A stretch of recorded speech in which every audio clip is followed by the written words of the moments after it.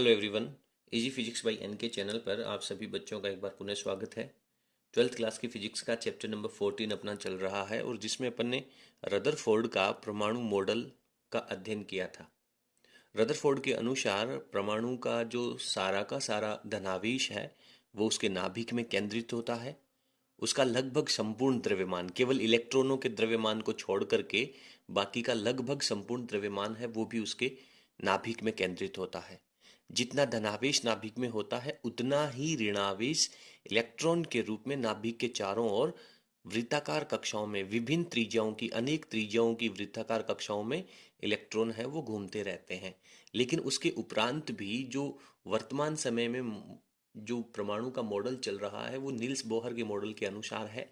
लेकिन रदरफोर्ड के मॉडल में कुछ कमियां रही हैं, उनके बारे में भी बोर्ड परीक्षा में एक विशेष प्रश्न है वो 2 अंकों का या फिर 1 नंबर का पूछा जा सकता है।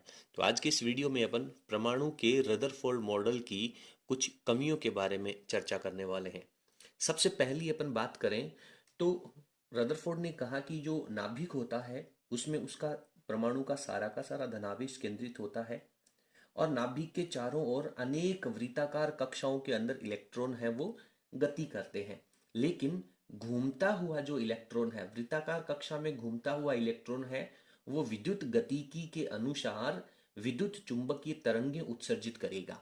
वृत्ताकार कक्षाओं में घूमता हुआ इलेक्ट्रॉन इलेक्ट्रोमैग्नेटिक वेव्स है वो उत्सर्जित करेगा, जिसके परिणाम स्वरूप लगातार उसकी ऊर्जा में कमी होती रहेगी और सर्पिल आकार के, यानी जिस तरह से जलेबी का आकार होता है, सर्पिल आकार में घूमता हुआ इलेक्ट्रॉन अंत में आकर के नाभिक में गिर जाना चाहिए, जिससे परमाणु का अस्तित्व नहीं रहेगा। यानी पहला जो प्रश्न है, पहला जो इसका टॉपिक है, उसकी हेडिंग अपन लगा सकते हैं परमाणु का अस्तित्व।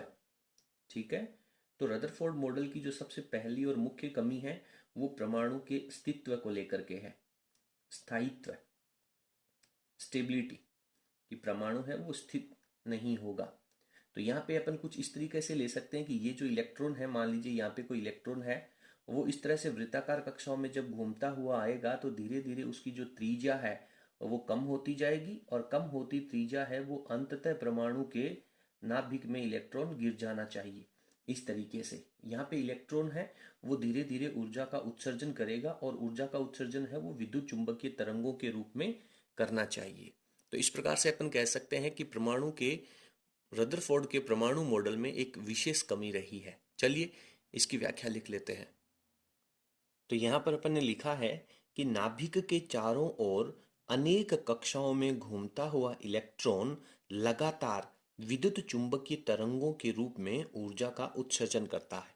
ठीक है, अनेक कक्षाओं में जब वृत्ताकार कक्षाओं में इलेक्ट्रॉन गति करेगा तो विद्युत चुंबकीय तरंगों के रूप में ऊर्जा का उत्सर्जन करेगा और जिससे क्या होगा, धीरे धीरे ऊर्जा में कमी होने की वजह से उसके पथ की जो त्रिज्या है वो कम होती जाएगी। यानी पहले वृत्त के बाद में बनने वाला जो वृत्त है उसकी त्रिज्या कुछ कम हो जाएगी।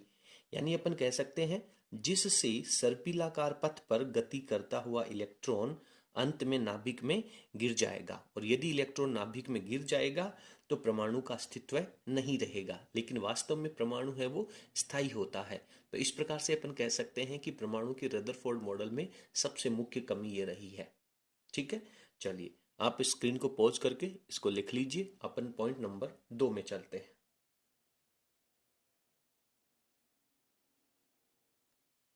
पॉइंट नंबर 2 ये कहता है कि रदरफोर्ड ने बताया कि इलेक्ट्रॉन है वो नाभिक के चारों ओर किसी भी त्रिज्या की कक्षा में गति कर सकता है।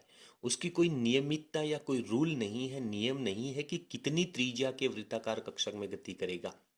तो रदरफोर्ड के अनुसार इलेक्ट्रॉन है वो नाभिक के चारों ओर सभी संभव वृत्ताकार कक्षाओं की वृत्ताकार कक्षाओं में घूम सकता है। अर्थात धीरे धीरे जब अनेक कक्षाओं में घूमता हुआ इलेक्ट्रॉन है तो उसकी आवृत्ति है वो बदलती रहनी चाहिए। परिणाम स्वरूप क्या होगा कि विद्युत चुंबकीय तरंगें जो उत्सर्जित होंगी वो सभी प्रकार की आवृत्तियों की होनी चाहिए। यानी कि जो स्पेक्ट्रम बनेगा, यानी जो फोटोग्राफिक प्लेट है उसके ऊपर सभी प्रकार की आवृत्तियों की लाइनें बननी चाहिए, यानी सतत स्पेक्ट्रम प्राप्त होना चाहिए। लेकिन वास्तव में जब देखा गया तो रेखीय स्पेक्ट्रम प्राप्त होता है। रेखीय स्पेक्ट्रम प्राप्त होने का मतलब है कि कुछ निश्चित आवृत्तियों की ऊर्जा ही उत्सर्जित होती है। तो इस प्रकार से अपन कह सकते हैं कि वास्तविक जो मॉडल प्राप्त हुआ, जो स्पेक्ट्रम प्राप्त हुआ, उसमें कुछ पर्टिकुलर निश्चित आवृत्तियों की ऊर्जा ही प्राप्त हुई, लेकिन रदरफोर्ड के अनुसार तो स्पेक्ट्रम है वो सतत प्राप्त होना चाहिए, सभी प्रकार की ऊर्जाएं उत्सर्जित होनी चाहिए। तो इस प्रकार से परमाणु का जो मॉडल है वो रेखीय स्पेक्ट्रम की व्याख्या करने में असफल रहा। तो पॉइंट नंबर 2 की यदि अपन बात करेंगे तो यहाँ पे अपन लिखेंगे रेखीय, रेखीय भी लिख सकते हैं और रेखिक भी लिख सकते हैं। रेखीय स्पेक्ट्रम की व्याख्या, रेखीय स्पेक्ट्रम की व्याख्या यानी रेखीय स्पेक्ट्रम है उसकी व्याख्या करने में परमाणु का जो रदरफोर्ड मॉडल है वो असफल रहा। ठीक है, तो पहले मैं इसका पैराग्राफ लिख लेता हूं, उसके बाद में एक्सप्लेन करते हैं।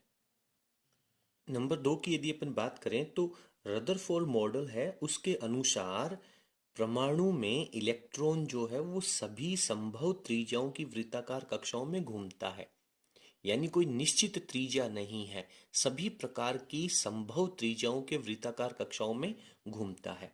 सभी प्रकार की त्रिज्याओं में घूमेगा तो क्या होगा उससे, जिससे सभी आवृत्तियों की विद्युत चुंबकीय तरंगे उत्सर्जित करेगा। हर प्रकार की प्रत्येक आवृत्ति की विद्युत चुंबकीय तरंगे उत्सर्जित करेगा, जिससे सतत स्पेक्ट्रम प्राप्त होना चाहिए। क्या होगा, सतत स्पेक्ट्रम प्राप्त होना चाहिए। परंतु प्राप्त जो स्पेक्ट्रम है, परमाणु में से उत्सर्जित होने वाली जो ऊर्जा है, उनको जब फोटोग्राफिक प्लेट के ऊपर डाला जाएगा तो कुछ दूरी पर बारीक बारीक रेखाएं प्राप्त होती हैं, मतलब रेखीय स्पेक्ट्रम प्राप्त होता है, जिससे सभी विद्युत चुंबकीय तरंगे उत्सर्जित करेगा, परंतु प्राप्त स्पेक्ट्रम है वो रेखिक प्राप्त होता है। इसका मतलब क्या हुआ, अर्थात कुछ निश्चित आवृत्तियों की विद्युत चुंबकीय तरंगे ही उत्सर्जित होनी चाहिए। जो रिजल्ट आपको प्राप्त हो रहा उसके अकॉर्डिंग कुछ निश्चित आवृत्तियां ही प्राप्त होनी चाहिए, और उसकी व्याख्या करने में रदरफोर्ड मॉडल है वो असफल रहा, यानी वास्तव में जो रेखीय स्पेक्ट्रम प्राप्त होता है उसकी व्याख्या करने में असफल रहा। क्लियर है, चलिए।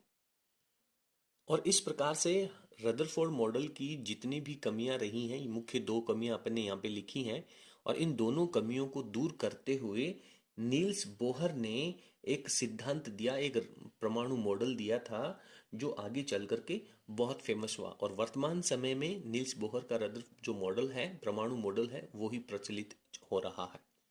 तो आज की इस वीडियो में इतना ही। आपने रदरफोर्ड मॉडल की कमियां पढ़ी हैं, बोर्ड परीक्षाओं में मुख्य रूप से पूछा जाता है। आपको हमारा आज का कंटेंट कैसा लगा कमेंट सेक्शन में जरूर लिखिएगा। यदि आपको हमारा वीडियो पसंद आया हो तो प्लीज़ आप इसे लाइक करें और इसे अपने सभी मित्रों के साथ शेयर अवश्य करें। बहुत बहुत धन्यवाद।